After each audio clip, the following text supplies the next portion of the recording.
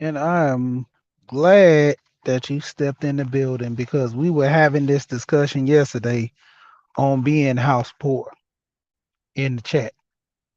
And the crazy thing is this, a lot of us have our situations in life where we're not as financially stable as we should be or can be.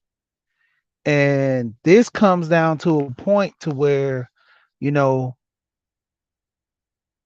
our parents, who influenced us to make better decisions in life, you know, who gave us the motivation to move forward in actually processing things, far as, you know, budgeting, sticking to a plan or a regiment to save for a rainy day. You know, all the grandparents were, to an extent, were real frugal. There are some that, kind of overspent and because they just didn't know, but majority of the elders always, save for a rainy day, put money aside because they would always say, you never know, you know, a lot of stuff I buy, like I told my wife, she talks about my tools, she talks about my toys, all kind of things that I buy. And I told her at any given time, I can sell this stuff. I can sell my clothes. I can sell certain furniture, tools that I have. I could always retain money, you know. To an extent, I have a good amount of clothes. I was a guy that was into fashion when I was younger. So being into fashion, matter of fact, I gotta see if I got her as a moderator. I'll go back into the video and look later. But basically, me being into fashion and want to be a fashion designer, like I was everything match. I wasn't the guy that matched the blues together and all that. It was an outfit that was put together that matched the colors, cool. But other than that, I knew how to, you know, you don't mix polka dot with plaids, the basic type, just with people. But I knew how to take it a step further by the look and everything. You know, I would have jerseys that hats matched the jerseys, and my grandma was getting on me one time because I had like 27 different pair of pants. And she was like, that's too much. Spending all that money on pants, that's ridiculous. Who's spending that much money on pants and this and that? But to an extent, her thing was saving, planning for the future, not having that hiccup. And that's what I tell a lot of people. Even we're talking about now being house poor. You know, I said this in the last part that a lot of people are one paycheck from probably being homeless, you know, and it's to the point where you put all your things in storage when you get kicked out your house, or most of the people that, about to be kicked out of their house, they will sit here and they will have all their stuff in the house to the day of they get kicked out when the sheriff comes. I've seen this several times when the sheriff comes, kick you out the house. It's an embarrassing moment. All your stuff is out there. Why not sell it? You know, you're gonna get kicked out anyway. You don't have nowhere else to go. Sell your things. You know, I was over on Catherine and Friends page, and she was talking about yesterday when I did the broadcast, and she was saying how people, pretty much don't have nowhere to go. And it's to the point that you don't want family members staying with you because, there's one thing that she did say. You have a family member stay with you, they'll be there for upwards of 3 years, 2 years or so. And it was only supposed to be a 6 month thing. Save a little money for 6 months, enough to go put down on an apartment, and there you go. But if you don't have no job history, then what? You know, a lot of times if you have a big gap in between the job, hey, that looks bad. You know, like I said, I know family members that end up staying in lodges because they burnt bridges with so many other family members. Nobody wanted to welcome them into their home. You know, There, like I said, there was a time when I let my brother stay with me. He burnt this he burnt this bridge with me repeated. What is it? Roger and the habitual. He was a habitual line stepper. This guy, no car, but then he would complain if I take him to work late.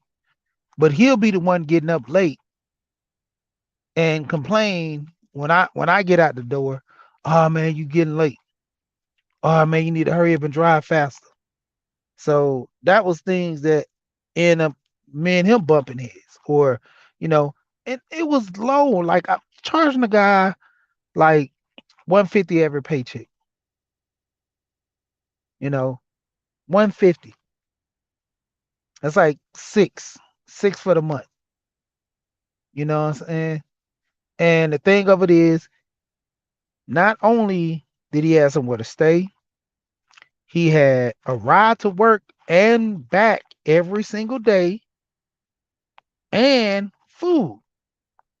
Didn't utility? Where are you gonna pay $600?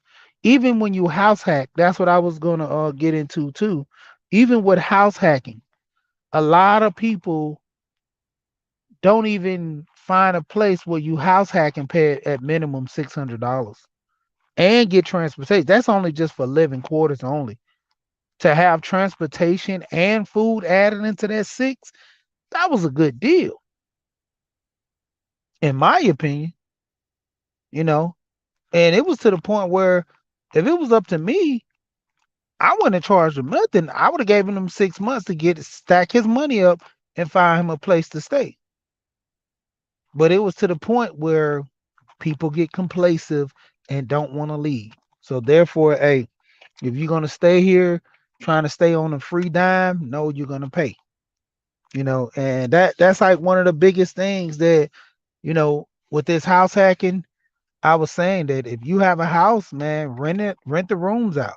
You know, I was trying to pull up this video that I had yesterday. I think I'm gonna try to do one later on tonight where I can edit it out and show you the video of this guy. He was renting his house out to his friends for the past 3 years. He rented his house out to his friends, and his friend was like, "Yeah, man, I got this $500 and everything." And so he was like, "Yeah, I got to pay this rent. Don't want to get kicked out." And so the guy's like, "Well, let me tell you this secret." And he was like, "What's the secret?" He was like, "Man, shoot, I actually own this house and I'm renting it out to you guys for $500." And the guy was like, "Hold on, if you're renting for $500 and it's three of us staying here, and with no, it's actually was four. He was like, four of us staying here, and we giving you five apiece, so you making $1,500 a month." He's like, "Technically, I don't own the house." He said, "Basically, I got to pay 1,100, so I'm actually making only $400 a month off the house from you guys." And he was like, "Man, you could just lower the rate." And he was like, "Well, it's lowered enough to where you guys don't want to leave. If I jack it up to six or something better, then you guys would be wanting to get out." And it was crazy that he was telling the guy that. And I was like, that's something I would do. I would buy a house and then tell the guys I'm renting it, and have some people come stay with me and just help me pay the rent, you know. And I was telling my wife's brother that because her brothers stay together, and they bachelors, young guys, all they do is work and have fun. And I'm like, put that money towards ownership versus renting. I was like, if need be, I would purchase the house up under my name, because if anything fails, I can always take over the house, and with all that equity in the house, I could just sell it if they don't pay. So it's a win-win for me. And I try to get people motivated into finance. That's why I have these streams about finance, and you just dealing and working with yourself, being a better you, because those are the key things. Whether you're going to get married, whether you're going to stay single, whether you're going to live your life with kids, without kids, finance and being accountable for yourself are the two major things. you know and a lot of people don't recognize that. A lot of people don't deal with those things That's why they have the issues further and further along in life because you were never taught finance. You're never taught how to save your money. And then you end up in a situation to where not only just being house poor is not even just from saving money. House poor is, a little deeper when you have the money, but you're on a strict budget, you know, because there's only literally a roof. I had my roof fixed. $4,500 to fix my roof. AC needed to be fixed. It was 1,800 to fix my AC. Had to buy a new refrigerator. Refrigerator cost $3,000 for my refrigerator I got. Now, this is the crazy part. With my refrigerator paid up under my warranty. And the crazy part is I wish I would have knew that when I bought the dishwasher and the stove. And it was crazy. I know with my stove I couldn't have waited. My stove went out, I think it was 3 or 4 days before Thanksgiving. So I literally had to go buy a stove like the next day, carry it up the stairs into my house, up 2 flights of stairs. The one that enters into my house and the one that goes to my the main level. Because I have a split level. The crazy part is I had to carry that stove, like I said, by myself. And stoves are not light. So I mean, that was emergency money we had just for that. You know, if I didn't have money set aside, me and my wife budgeting to have money set aside, what would we have done? 2 days. I mean, we can easily went over a family member's house, no problems, no worries. They were expecting us to come anyway. But the point of it is, I like starting traditions at home. With our family, our immediate family, and having us have like memorable moments together in our house. But once again, like I said, having that money set aside and for expenses, my roof warranty covered my roof. You know, the AC unit, the warranty covered that. Small things like the banister breaking, I had to fix that. You know, the plumbing, where glad I'm getting into plumbing to where my sink was leaking and I got to get a whole new counter. I got to get a whole new cabinet for my guest bathroom because the water leaked all warped up the particle board to in the floor and over on the side of the particle board is broke. So I got to get all the whole that replaced, just the whole thing replaced. And with me having the skills, I can do that myself easily. Someone else who don't have the skills, they got to pay somebody to do that. I mean, that right there easily is I would say $500 job or more because they would have to take the whole countertop out, match up to a cabinet goes for that, or just a brand new cabinet, which would be smaller or bigger. Then counter has to match the countertop, then the sink, then the plumbing has to be restructured because if the cabinet is bigger, then you have to, like I said, the pipes have to be replaced for bigger. The hoses, the for the water has to all be replaced. I got new fixtures anyway because, like I said, when that sink was leaking, I replaced the sink, the faucet that was leaking. Then I turned around and had to replace the plumbing at the bottom because I was getting drain leak from the bottom. So if I didn't know how to do that, I would have had to pay out of pocket.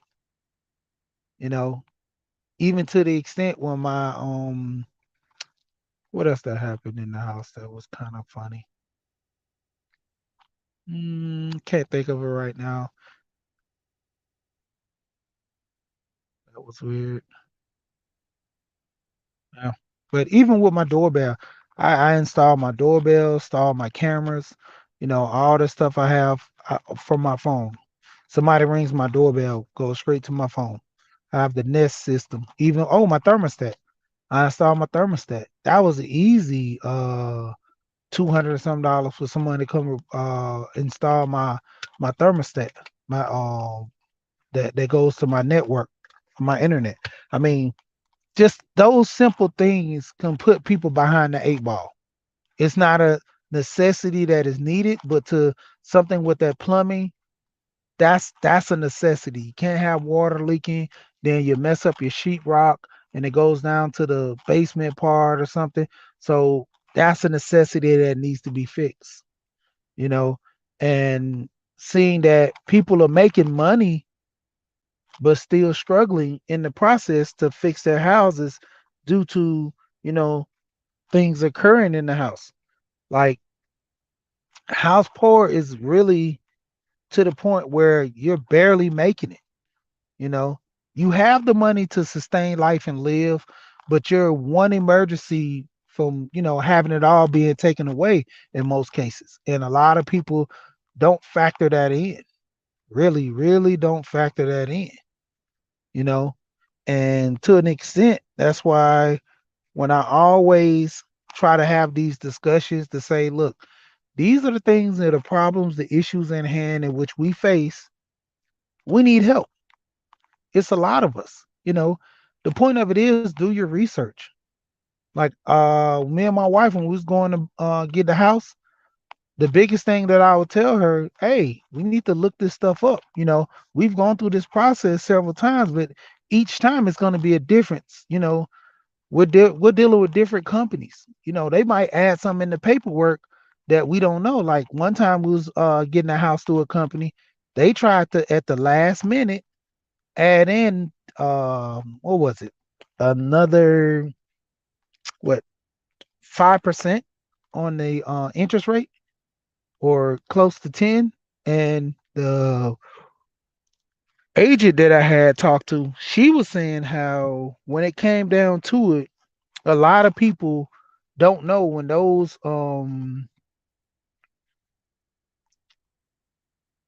brokers try to add in that extra money, they can almost make $10,000 per point on the scale far as your interest rate.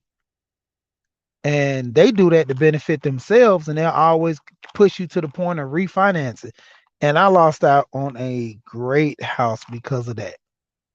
And when I questioned them about it, they was like, well, I said, what can I do with this? And they was like, well, basically, our hands are tied. This is what needs to be this and that. I said, okay, but there's no reason I can't, buy my interest rate down. And the first thing they was like, oh, buy it down. Oh, well, we thought you didn't have no money because you went with the down payment assistance. I was like, well, the program is available for people for that, so why not? Oh, yeah, yeah, you're right, you're right. Then they came to the agreements to where, well, if you want to, it'll be $1,800, to buy it down or this and that. I was like, cool, I can get the money, you know, because a lot of it I did have cash, and I knew by doing the research I can be gifted the money. That's why the one lady who I actually talked to during my process, she actually was going to the other side of real estate, and she wasn't an agent anymore. I think she was going towards the broker side or some other. So, but she was giving me all kind of pointers.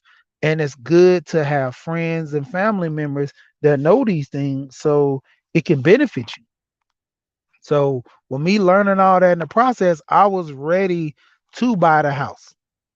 A lot of people don't have people in their corner that's helping them and pulling them in a direction, you know. So you buy a house, overpay, you know, you're actually basically paying as if you were the renter, you know, buying a house where you're supposed to be only paying like $1,000 a month. Now you're paying $1,500 a month because of the interest rate is so high. When you refinance, they might give you a better interest rate because technically it's in the bank's favor to benefit that way. And for people who don't know, it hurts them in the long run. That's why I keep stressing that doing your due diligence, learning, asking questions, going back and research until you sign those papers and everything be finalized. best you can to learn everything you can, you know. And, like I said, it's to the situation that, one big flaw without getting that warranty could put you in a situation that you could potentially lose your house. You know, having a house is a good thing. Like I said, you can always rent out your rooms. They have a system called house hacking to where a lot of people rent out rooms to strangers and stuff like that. Of course, you do your due diligence. A lot of females mostly only rent to females, and when they rent to females, they have stipulations. They do background checks, everything before they rent out the rooms. You can rent out rooms somewhat of, you know, like 800, $900, some of them $700. But to the point now, I've just recently talked to some people, traveling nurses go and rent out rooms, and if you set the room up good enough, a lot of times, in my opinion, if you have a basement, it's better. But like, even with traveling nurses, they need places to go when they travel. A lot of these nurses travel. Airbnbs are great for them, but sometimes Airbnb might be a little bit too pricey because they want to, keep the budget at a minimum, because sometimes they get enough money to where they can put it back into their pocket. So that's the thing to do, you know, and to go from there. That's a plus. I watched a video with this one lady. She bought a duplex. What was it? What was it, triplex, I believe.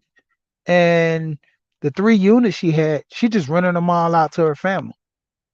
I think the ticket on the property was like 900,000 or something that she qualified for. She had the money for the down payment and the closing costs, and she, budgeted out, showing how she was going to rent the other floors out. And it was to the point where she ended up contacting her family, letting them know. They was like, "Hey, well, we're renting right now. Why don't we just come rent from you?" So she ended up having a whole family come stay in the building. Like I said, I'm gonna do a story on that. See if I can find that and pull that up and do the story on that. I mean, more and more people don't want to live with family members or don't want to be around family as much as they should. But in this day and time, that's needed. You know, like I said, back in the day, we had uncles, cousins, everybody staying, all together. We had families.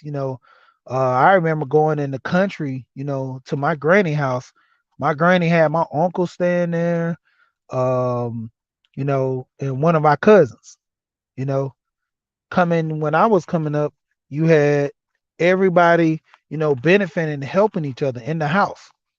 You know, there was a point where my grandma and my auntie was staying together, and her two daughters were staying there. Her son was already grown. This guy at 17, I think 17, had his first son, so he was off to the races. And by him being a man, you know, he was already determined to where he had to, set his bones early. He had his first son at 17. He dropped out of school, went to Job Corps so he can go into the workforce early, you know, and that was the thing that he wanted to go ahead and get into, you know.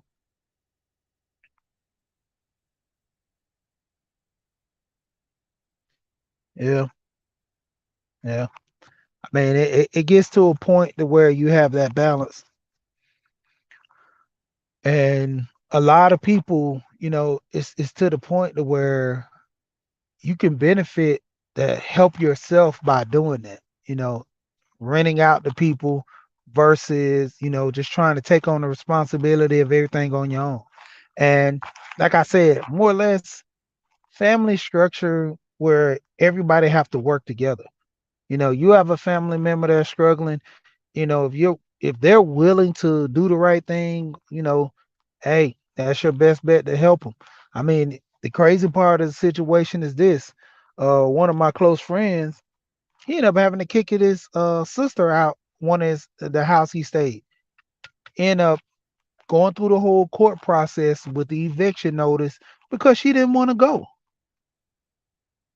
And she had two kids. And it was crazy because she was like coming at him like, "Oh, you're gonna kick your nephews out on the street?" He was like, needless to say, my nephews are a part of you. So if you gotta go, they gotta go. And she was like, well, where are we gonna go? He was like, why are you thinking about this now? Oh man, hold on.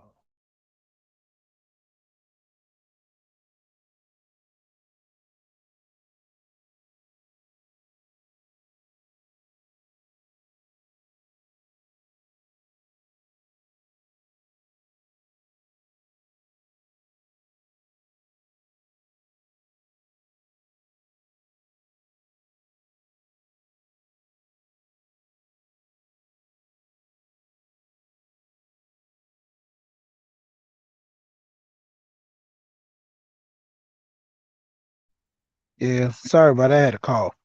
But yeah, I mean, it gets to a point that, family structures right now are starting to break down. Like I always say this, it's an I culture right now.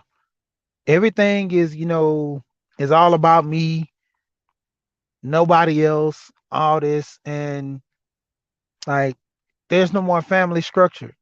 You know, the family broke down, like the family system being broken down, even in getting a divorce. You got two households. You got already two cars. You got kids have to be falling in between. You got two Christmas, two Thanksgivings, you know, and the kids are loving it because they're getting presents from both sides like they normally would. But it's to the point where the system is winning because you're going to have two notes now. You're going to have either a house note or you're going to be renting somewhere versus you being together with your wife and girlfriend or significant other and building that structure. And that be the craziest thing, man. It's like together we stand, divided we fall is actually a real thing. And in most cases with family, they're all divided. So there's really no structure to where, we can maintain life and sustain. You know, that's one of the biggest things that I tell my wife. I say everything that, goes on should be to a point where we should be able to work it out. We should be able to have, you know, things to where we can work on things together, you know, and to a point, it's a lot of people that really you know, don't deal with family because of, past issues and ties. And it's to the point, certain family members I can understand that. I go through that. I have family members that most likely I might not never talk to again, you know. But the structure of family, if you really down and out needing some help, if I'm not gonna let you stay with me, I'll at least offer some money. I'll at least offer some situation to where I can, help you look for a spot. I'll at least offer some type of assistance that way, you know, to a point. Hell, I've letting people borrow my car, use my car to, sustain making money. You know, I was like, well, I don't have no money for you, but you can hustle and do little side door dashes or something like that to sustain. You know, if I have money, hey, I can give you $100 to keep you on your feet. I did that one time before. I gave somebody, $150. I'm like, look, I ain't got money. This was a family member. I'm like, there's some issues that you got going on. I can't bring in my home. So, this money should sustain you to a point that where, you get you a place, like, a hotel for about a couple of days and figure some things out, you know, and they end up taking that money, going to work for a temp agency and, sustain for a couple of days to the point where they got on their feet. And you know it's a real big thing for a lot of people, because they literally don't have nobody to go to. There's some family members that really don't have nobody to go to, so it's like when it all said and done, they're screwed. They're living on the street, you know because you burnt your bridges. I mean, some people that ain't, you just ain't even burnt the bridge. Nobody just don't want to deal with people, in general as family. you know, and that's a big thing to a point where we can't work it out with each other. So it's to a point where you might have the finance that can help me benefit myself, but then again, I don't have the finance, but I have the place that's sustained for right now at this moment. We can't work together for the greater good, and that's going to be the biggest issue with a lot of people, you know, going into the near future. If people working together, like it's only going to get harder. Trust me, it's only going to get harder, you know.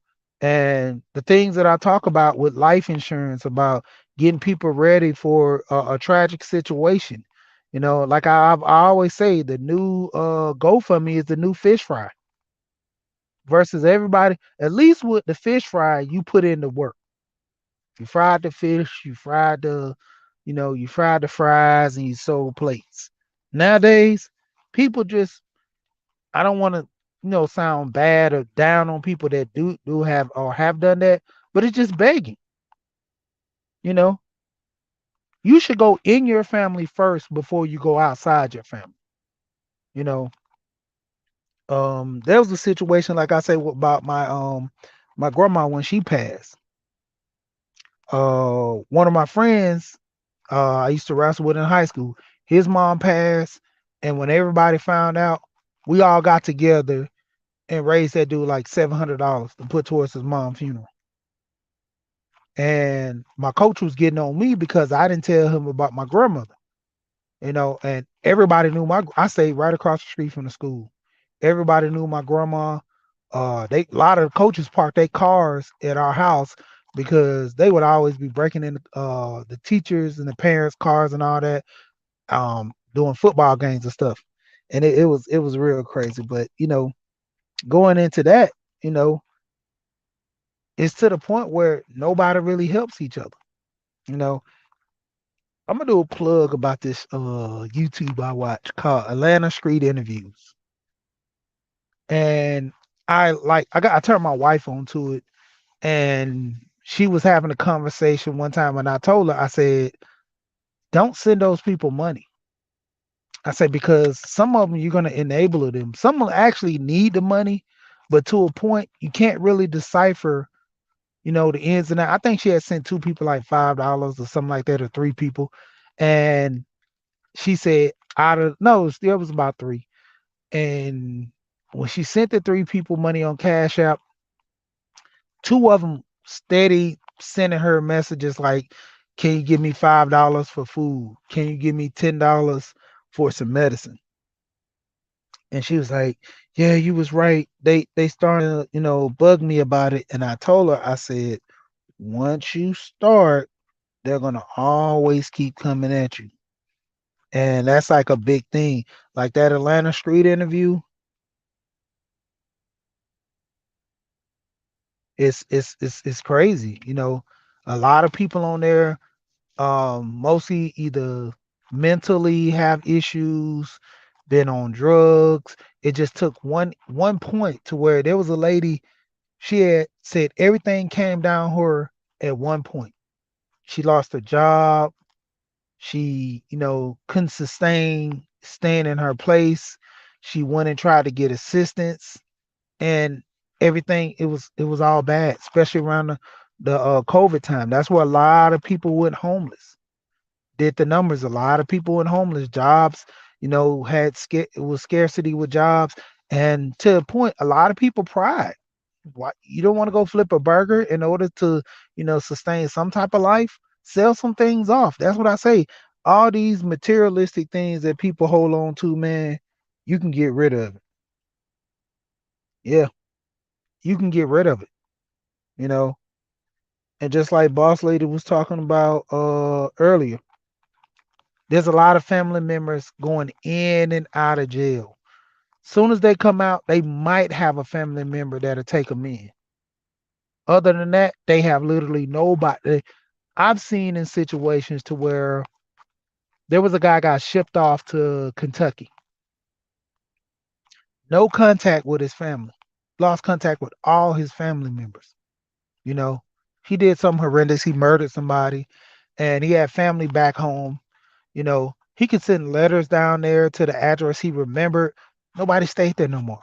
I think the grandparents had passed, and all the family members just spread it out the city. But who was getting the information? You know, and it was to an extent to where, like, what could we do? You know, like they didn't know that the guy was out of jail. They seen him actually on the news when they were doing the broadcast about the guy getting out. He was like, man, I don't know my family. I don't know about nothing. And just so happened, like I said, doing that broadcast about this guy, because he was getting out due to the Innocent Project, to where, they found him not guilty after 20 years of doing service.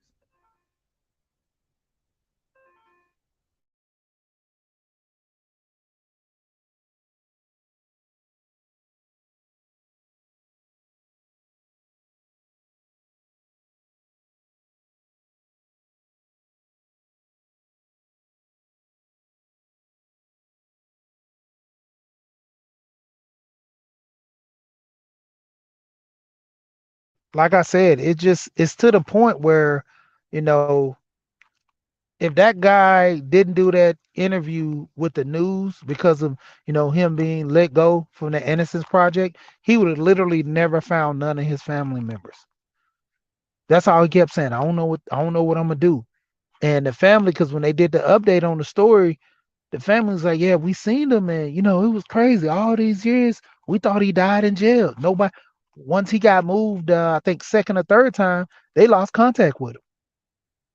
And being hidden in the prison system is a real thing. To a point, you come out, what do you have? You know, who was it? Mr. Black. And you know, rest in peace to him too as well. This one of the guys that talked about his life of being in prison, got out, and you know, got a job, and was, not being to a point where he was living on the street shelters and stuff, made it to the point where he could stay in a hotel, save enough money to get an apartment and get back into society, and provide life for itself. A lot of people, get institutionalized where they can't live like that, you know. And it's to a point, like, like I said earlier, a lot of those people that was on Atlanta Street Interviews, one situation just spiraled them to a point, just not even being house poor, just being poor in general, to where they couldn't do nothing for themselves. I mean, and like I said, it's a big thing right now. A lot of people, we can't trust each other from families. We can't work it out as friends. And any tragic situation, who can you run to? Kind of cliche to the song, but like, who can you run to? Who you gonna trust? Nobody.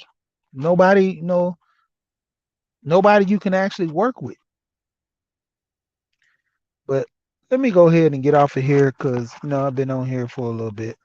But just want to break that, to kind of get people in the mindset of start thinking about options, whether renting to family, renting to strangers, keeping sustain, for your homes, because they do hold value, but to an extent to where you can't hold on to a home. Be smart and go ahead and just sell the house.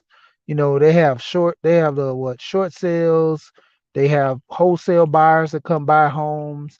The best thing to do is try to put the house on the market, lower it to where you get enough money to, kind of move out, and still have some money to, get a rental property or something like that if you can't keep the house. You know, it's better to sell everything and start over in life than to lose everything and kind of almost lose out in life. You know, it's to the extent to where a lot of people just really not, having, the conversation. If I'm down to my last, I've been out of work for 3 months. Why would I not get rid of my car that's paid off, or send my car back? Let it get repoed to the point. Yeah, it's gonna mess up your credit. you don't have the money to keep it up. You can fight another 3 months, but if you haven't paid in 3 months, your insurance, you get caught driving that car, that's extra. They're gonna take the car anyway, impound it. Go ahead and they have swap a lease. Look up swap a lease. You can take that lease on that car and sell it to somebody to try to take over the payments. You know, swap a lease is something that people can look into. um Certain other things that people can look into, like I said, yard sales. Tell them, your neighbors you're downsizing. What they have it to where people, estate sales. When people have estate sales, they sell pretty much everything in the house because either the family members pass and they have a estate sale where they're selling stuff, or it's just like they call it a yard sale too, but it's a more echelon yard sale. They call it a estate sale. But it's to the point where you got to put in the work. Literally got to put in the work for yourself. When it come down to it, who's going to benefit or help us but us? You got to keep doing your research, doing your numbers, making sure things benefit you, because in the end, a lot of people fail to realize that until it's too late. You know, go ahead and put your house on the market and get rid of it. Sell all your things in the house. The amount of money you can make, you might be able to keep that car for a couple of months to live in until you get another job or something. Go stay with a family member, give them some money. There was a lady I seen on one of the street interviews. She was staying with a guy she knew, and she called him play uncle. And the interviewer didn't understand this. He said, "Well, why are you paying your uncle to stay with him and your two kids?" She was like, "Well, he's not really my uncle. He's my, you know, play uncle." And he said, "Oh, okay, that makes sense." But he really didn't get it too good, but then he understood. you know and it's to the point that some people are better family members than your own family. At least she can get this guy like 20, $30 to stay there. Her family wouldn't even let her stay there with the money that she provided. So it's like, to an extent, a lot of people move to new cities, try to figure it out, and fail and just don't want to go back home. And from a lot of things I've seen in most of those interviews, a lot of people pride keeps them from succeeding, going back home. Situations don't pan out. You got to take the L and go back home. A lot of people just don't want to be looked at as a failure. The point of it is, you can't look at yourself as a failure if you tried, in my opinion. But like I said, I'm about to go ahead and jump off of here. Shout out to everybody that came in. Shout out to everybody hitting the like button, just listening to, good content, because right now nobody's speaking on this. Like I said, the housing market is going crazy. People are buying houses unseen. And for the ones that are not even buying houses, that don't even qualify, you need to take the next step in life, because the two major things that can produce generational wealth is buying homes and life insurance. Stocks and stuff go up and down, volatile, your 401k, in my opinion, I'd rather put my money in a life insurance and annuity than instead of doing it in a 401k. And I'm going to do a video on that as well, because the crazy part about the 401k, it was only started to for people to invest into the stock market, to go back and invest into the stock market.